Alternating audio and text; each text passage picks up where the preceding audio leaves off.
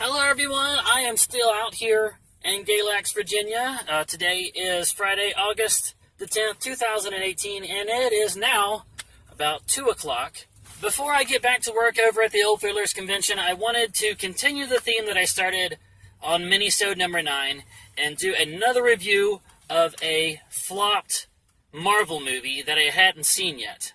Now, unfortunately today, I don't have Clatters, the Trash Panda, with me to help liven this up, but I hope you'll enjoy it anyway. So, what did I think of this movie? Well, again, superhero movies, the biggest crime they can commit is being boring.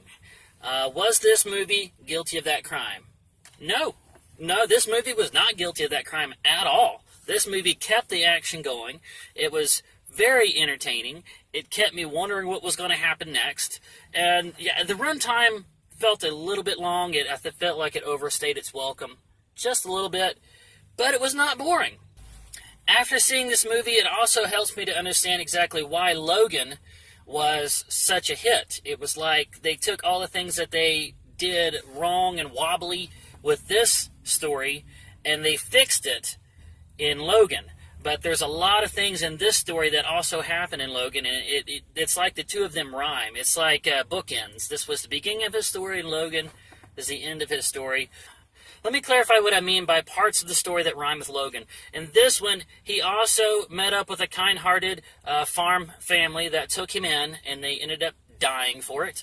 That also happened in Logan. He freed a bunch of mutant children. That also happened in Logan. A lot of the story took place while running through wooded and foresty areas. Again, that also happened in Logan. This had so many things in it that also happened in Logan. It almost makes you wonder, why did this one flop and Logan succeed so well? Now, my guess is, and this is without seeing a whole lot of reviews, I'm going to guess at least 3 major reasons why this movie flopped. Number 1 was the computer-generated claws. They looked really fake. They looked stupid. Reason number 2 would be what they did to Deadpool.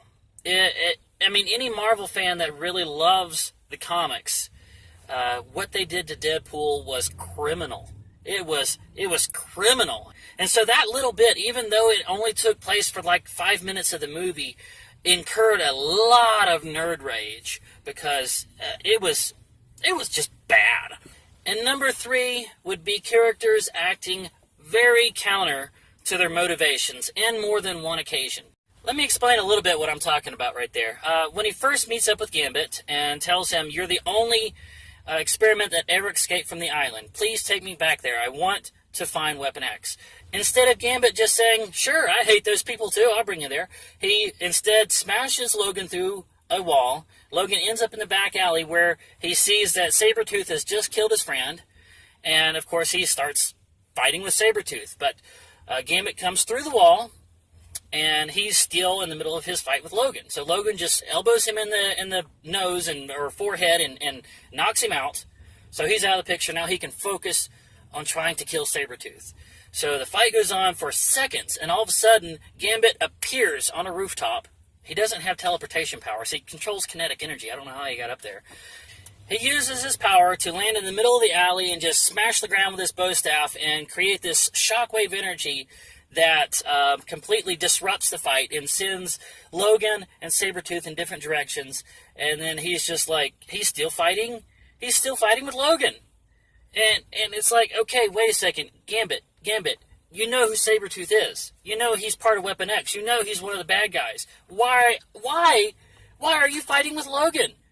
I mean, the fight's over there. You're supposed to be one of the good guys. It made no sense, at all, and that was just one incident. There was a lot of stuff like that going on. The biggest one, probably when Wolverine finally had Sabretooth dead to rights. He had the drop on him. He had completely knocked this guy backwards, was sitting on his chest with his claws to the bottom of his chin, and he had been spending almost the entire movie trying to hunt this guy down so he could cut his head off and kill him. And he's got him right there.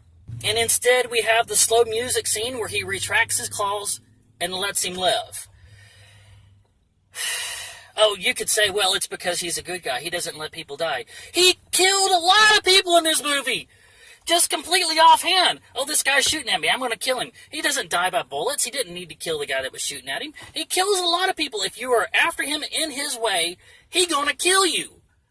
But if it's Sabretooth, we got to be able to use him in the sequels. You could bring him back to life? Come on! He had his claws to the bottom of his chin. He could have shoved those adamantium claws into Sabretooth's brain and at least put him out of commission for a long time. But he let him go. He just got up and walked away and let him go. No reason. Stupid. Duh. Okay, last one that didn't make any sense, okay, and then I'm going to end this review. I know it's going a little long. Was when the commander was loading up his revolver with the adamantium bullets, and the scientist says that's not going to stop him. He's going to heal. He said, well, if I shoot this into his thick skull, his brain might heal, but his memories will be gone. What? You're able to predict what an adamantium bullet is going to do to him? That, lodging it into his adamantium skull is going to erase memories, but yet everything else is going to be there? You can tell that? What? It is so forced. It's just, I know why this movie flopped now. I mean, it had some good, entertaining stuff. I could tell there was a lot of heart put into a lot of the story, but at points, it just fails. It doesn't work. Okay, I'm going to stop there. If I was to give this movie a best out of 10 score, I'm minusing a point for the computer-generated claws. I'm minusing 2 points for what they did to Deadpool, and I'm minusing 3 more. I'm going to minus 3 more for these stupid plot points like the adamantium bullets erasing memories. So I'm going to give this one a 4. This one gets a 4 out of 10. Sorry, Logan. Sorry, Wolverine Origin. At least your Xbox 360 game was good. That's all, guys.